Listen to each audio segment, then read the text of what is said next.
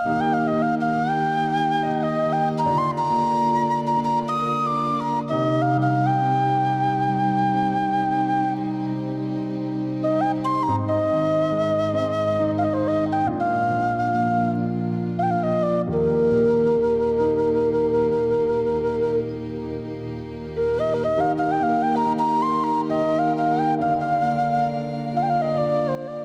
पितृपक्ष श्राद्ध पक्ष बोलते हैं। इन पितृपक्षों में ये 15 दिन जो होते हैं, पूर्णिमा को मिलाएं तो 16 दिन, पूर्णिमा से अमावस्या तक का ये 16 दिन, विशेष 15 दिन ही है। ये जो 15 दिन हैं, साल में 15 दिन हमें भगवान कहते हैं कि तुम अपने पूर्वजों के बारे में कुछ करो। अब ये पितृपक्ष क्या है, ये पितृलोक क्या है, ये पितर कौन है, बहुत लोगों को कन्फ्यूजन होती है। ये जो 15 दिन हैं, ये 15 दिन केवल पितरों के लिए हैं। अब ये पितर कौन है, आओ समझते हैं। जब हमारे पिता, दादा, परदादा, जब आपके घर में किसी की मृत्यु होती है, ऐसा समझो, तो यदि उस व्यक्ति ने पुण्य किया है, जिसकी मृत्यु हुई है, यदि उसने पूरा पुण्य किया है तो उसका तो हो जाता है मोक्ष। यदि वो मोक्ष का अधिकारी है तो मोक्ष हो गया। स्वर्ग का अधिकारी है, ज्यादा पुण्यात्मा है तो स्वर्ग चला गया, स्वर्ग चला गया या मोक्ष हो गया, जन्म मृत्यु से खत्म, छुट्टी। परंतु कुछ लोग ऐसे होते हैं जिन्होंने बहुत अच्छे पुण्य नहीं किए होते, या तो उतने पुण्य नहीं किए होते जितने से मोक्ष और मुक्ति मिल जाए। तो जब वो लोग मरते हैं तो यमराज जी हिसाब करते समय कहते हैं कि आपके पुण्य तो हैं, पर उतने पुण्य नहीं कि आपको स्वर्ग मिल जाए या मोक्ष हो जाए। तो वो जीवात्मा बोलता है कि हे यमराज, अब मैं क्या करूं? तो बोले आप तब तक पितृलोक में जाओ। पितृलोक जैसे स्वर्ग लोक है, ब्रह्मलोक है, सत्यलोक है, ऐसे ही पितृलोक है। ऐसे ही कौन सा लोक है? पितृलोक में आपके उस सज्जन को जो अभी यहां से मृत हुए हैं, उनको भेज दिया जाता है, जाओ पितृलोक जाओ। अब वो पितृलोक चले जाते हैं, वहां क्या करते हैं? बोले वो वहां इंतजार करते हैं। यमराज जी ने कहा पितृलोक चले जाओ और तुम्हारे जब बच्चे वंश में, तुम्हारा बेटा पोता जब तुम्हारे नाम से कोई भी पुण्य करेगा तो उस पुण्य को तुम्हारे इस पुण्य के साथ प्लस कर दिया जाएगा। माना कि किसी को पास होने में 2 नंबर कम रहे हैं, तो यहां मास्टर जी ग्रेस लगा देते हैं अपनी तरफ से, कृपांक जिसे कहते हैं, पर वहां ग्रेस लगता नहीं है। वहां नंबर कम है आपके तो वेटिंग, आप पितृलोक में जाइए, वहां सब व्यवस्थाएं हैं। अब आप जब आपके बच्चे, जब जैसे आप लोग यहाँ भागवत जी की पोथी पाठ करा रहे हैं, आप लोग यहाँ भागवत सुनने आए हैं, आपने उनके नाम से अन्नदान किया, संतों को भोजन बंटवाया, गौदान किया, गाय की सेवा की, भागवत जी की पोथी पाठ कराई, ये सारा पुण्य उनके, आपके पिता हो या आपका बेटा हो या पत्नी हो या पति हो या कोई भी हो, समाज परिवार में जो भी एक्सपायर हो चुका है, आपके द्वारा किया गया पुण्य उसके पुण्य से जुड़कर प्लस होगा। और यदि पुण्य प्लस हो गया तो उसे उस पितृलोक से निकालकर स्वर्ग लोक भेज दिया जाएगा।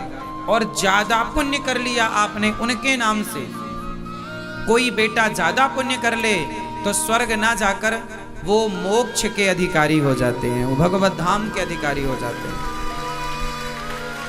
तो हम जो पुण्य करते हैं तो पितृलोक कहते हैं कि जो ये 15 दिन है पितरपक्ष, इन 15 दिनों में जो पितृलोक हैं, पितर हैं हम सबके, वो पृथ्वी के पास होते हैं, मतलब पृथ्वी लोक के पास होते हैं। इसलिए कि आप हमारे लिए कुछ करें, हम उसे ग्रहण करें और हम इस पितृलोक से मुक्त होकर भगवत धाम या मोक्ष के अधिकारी बन जाएं। अच्छा, ये तो हुआ वो लोग जो अपने परिवार में पूर्वजों के लिए कुछ कुछ करते हैं। कुछ लोग हैं जो कुछ भी नहीं करते, जैसे बहुत सारे बच्चे अपने बाप के लिए, कुछ लोग तो आज इतने इंटेलिजेंट हैं, पढ़े लिखे हैं कि वो मरे हुए बाप की तेरही भी नहीं करते। बड़े बड़े शहरों में तेरही भी नहीं होती, पता है आप लोगों को? बड़े बड़े लोगों के यहाँ तेरहवीं भी नहीं होती, मतलब तेरा ब्राह्मण भी मरे आदमी के नाम से नहीं खाता। जबकि गांव में आज भी ये परंपराएं हैं कि कोई मर जाए तो उनके नाम से 13 दिन बाद तेरही होती है, और तेरही के दिन सिर्फ 13 ब्राह्मण नहीं, उनकी जो सामर्थ्य होती है उसके अनुसार पूरा गांव, पूरा समाज, और केवल गांव समाज नहीं, कितनी बढ़िया साइंटिफिक व्यवस्था रही हमारी। देखिए, पहले के जमाने में ना गांव में आज भी ये परंपरा है कि सबको जमीन पर बिठाकर पत्तल परोस करके और पत्तल दौना में पूड़ी सब्जी खीर जो इमरती जो भी आपकी श्रद्धा बनाकर देते हैं। फिर ब्राह्मण खाते हैं, समाज की स्त्रियां खाती हैं, पुरुष खाते हैं, सब खाते हैं। गांव का जो बिल्कुल गरीब से गरीब आदमी है और अमीर से, प्रत्येक आदमी उस आदमी के नाम से खाता है। हमारे गांव में ऐसी परंपरा हमने बचपन से देखी है, शायद आप लोगों ने भी देखी हो। समाज जिसे कहते हैं झारा निमंत्रण, झारा मतलब पूरा गांव, गांव में किसी के घर चूल्हा नहीं जलेगा, सब झारा बोलते हैं, समझते हैं? तो सारा खाते हैं। तो पहले के जमाने में क्या होता था, पत्तल होती थी, पत्तल में परोसा जाए, फिर वो पत्तल क्या है लोग गांव के बाहर फेंकते थे। तो पहले ये नियम था कि जब आदमी तेरही खाता है तो आप भी कभी किसी की तेरही खाने जाओ तो कहते हैं कि थाली में अन्न छोड़ना नहीं चाहिए, ऐसा हम सब कहते हैं और सुनते हैं, पर तेरही खाओ किसी की तो थाली में कुछ छोड़ना चाहिए। तेरही खाओ किसी की तो थाली, अब देखो ये बात तब कही जाती थी जब पत्तल का जमाना था। अब पत्तल का जमाना क्या था और उसका साइंटिफिक रीजन क्या था वो मैं समझाता हूं। अब थाली के जमाने पर आप मत छोड़िएगा, क्यों? क्योंकि पत्तल के जमाने में कहा जाता था कि जिस आदमी के नाम से आप खा रहे हैं उसके नाम से आधी पूड़ी या एक पूड़ी, थोड़ा सा मिठाई जो भी था वो सब छोड़ते थे जरा सा। क्यों? अब आप पूछेंगे क्यों छोड़ते थे? क्योंकि पत्तल सारी उठाकर पहले किनारे फेंकी जाती थी गांव के बाहर, तो उस पत्तल पर जो भी रहता था उस गांव के सारे कुत्ते, उस गांव की जो भटकती रहती गाय, वो गाय, कुत्ता, कौवा, जीव जंतु, मतलब उस गांव के प्रत्येक जीव, गांव के प्रत्येक आदमी को नहीं मिलता खाना उस आदमी के नाम से, गांव के प्रत्येक जीव जंतुओं को मिलता है उस आदमी के नाम से खाना, तब उसे कहते हैं तेरही, उसे बोलते हैं तेरहवीं, जो मृत्यु के अग्नि संस्कार के 13 दिन बाद होती है। तो जब आपके नाम से चिड़िया खाए, कौआ खाए और गाय खाए, कुत्ता खाए, आदमी खाए, भूखा खाए, संत खाए, ब्राह्मण खाए, जब सब खाएगा तो सबकी दुआएं आशीर्वाद मिलेंगी, और उस दुआ को, उस आशीर्वाद को, उस पुण्य को भी प्लस किया जाता है। यदि उस पुण्य से आप मोक्ष के अधिकारी हो पाए, मुक्ति के अधिकारी हो पाए, तो उतने से मुक्ति हो जाती। पर उतना करने के बाद भी किसी की मुक्ति ना हो, तब फिर श्रीमद् भागवत की कथा उस जीव के नाम से भागवत जी की पोथी पाठ कराना चाहिए। ये 15 दिन जो हैं, आप तो साल भर में कभी भी करो कुछ भी पुण्य, सब कुछ प्राप्त होगा, पर इन 15 दिनों में लोग गया जी जाते हैं, पिंडदान। आप लोग भी भागवत जी की पोथी पाठ कराने योग्य हैं तो अभी 12 तारीख से फिर बैठेगी। अभी यहाँ जितने परिवारों ने कराया, आप लोग बड़े भाग्यशाली हैं और बहुत सुयोग्य हैं आप लोग कि कम से कम आप लोगों ने अपने पितरों के, पूर्वजों के बारे में कम से कम कुछ सोचा कि उनकी सदगति के बारे में कुछ करें।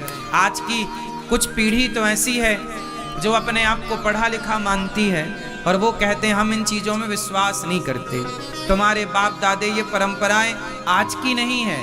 आपने सुना होगा धर्मराज युधिष्ठिर जी ने भी गया जी जाकर पिंड दान किया था, और उन्हीं परिवार के धर्मराज युधिष्ठिर के परिवार में परीक्षित हुए। अब अर्जुन के पुत्र हुए अर्जुन के पुत्र हुए अभिमन्यु, अर्जुन पुत्र अभिमन्यु, और अभिमन्यु पुत्र हुए परीक्षित। परीक्षित जी भी पांडवों के वंश से हैं, और परीक्षित जी की घटना ये भी उसी जमाने की है। परीक्षित जी ने भी भागवत सुनी, हाँ या ना? परीक्षित जी ने भागवत सुनी, आप सब जानते हैं। तो भागवत जी की परंपरा और गया जी श्राद्ध की आपने एक बात तो सुनी होगी कि एक बार धर्मराज युधिष्ठिर गया जी गए, और जब उन्होंने पिंडदान करना स्टार्ट किया तो माता कुंती ने कह दिया कि मेरे कर्ण के नाम से भी एक पिंड दान कर देना। तो धर्मराज युधिष्ठिर बोले, मां कर्ण तो हमारी परिवार से नहीं है, वो हमारी समाज से नहीं है, हमारे परिवार से नहीं है, तो पिंडदान तो परिवार का होता है। मां ने तब बताया था गया जी में कि बेटा कर्ण तुम्हारा बड़ा भाई है। धर्मराज युधिष्ठिर के तो मानो पांव से जमीन खिसक गई, मेरा बड़ा भाई। पूरी घटना सुनाई मां कुंती ने।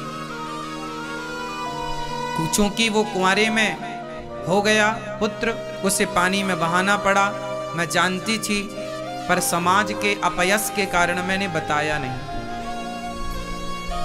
पर वो तुम्हारा बड़ा भाई है, तुम 6 भाई हो।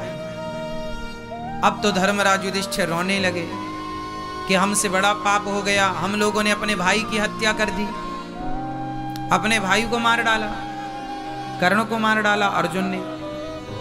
पर अर्जुन को उस समय पता नहीं था। अब तो माता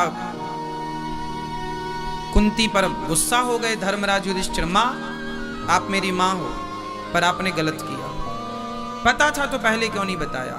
तो फिर अभी भी बताने की क्या जरूरत थी? हम अज्ञान में जीते रहते।